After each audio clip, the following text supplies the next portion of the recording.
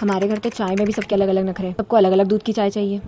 दूध की चाय, एक गाय के दूध की चाय और ये है पाउच के दूध की चाय। भाई बड़े घर में यही होता है, 17 नखरे। आज तो मेरी मम्मी ने सोच ही लिया था कि खाना तो स्वाति से ही बनवाएंगे, बट मेरी काकीसा ने मुझे बचा लिया और खाना उन्होंने बना दिया। बट मेरी मम्मी मुझे इतनी आसानी से छोड़ने नहीं वाली थी, इसलिए उन्होंने मुझे हिला धुलाकर लहसन छीलने बिठा दिया। उसके बाद सारे बर्तन धोए, फिर मैंने अपनी सारी काकीसाओं के साथ बैठकर रोटियां बनाई। तो मेरी बहन खुद से ये काम कर सकती है, बट फिर भी उसे मुझे परेशान करना होता है ना। उसके बाद सभी को सबसे पहले खाना खिलाया और इन जनाब के तो नाटक ही खत्म नहीं होते। जितने नखरे ये दिखाता है ना, कसम से अगर उससे 1% भी मैंने दिखाया होता ना तो मेरी मम्मी मुझे 2 थप्पड़ लगाती और फिर मैं नहाती भी नहीं। उसके बाद मैं बैठ गई थी कपड़े धोने के लिए और कपड़े ऑलरेडी धुल चुके थे, बट हमारी माताश्री का जब मन करता है अब वो नहाती है तो कपड़े तो हमें ही धोने पड़ेंगे ना। उसके बाद फिर दोपहर में थोड़ा टाइम मिला था तो मैं एडिटिंग करने बैठ गई थी और थोड़ी बहुत पढ़ाई करने के बाद मैंने सारे कपड़े निकाले और उनकी घड़ी करके रख दिया था। शाम को सभी का छाछ पीने का मन कर रहा था और फिर सलोंदी को बिठा दिया हमने छाछ बनाने के लिए, बट रियलिटी में यहाँ की छाछ का मजा ही कुछ और है।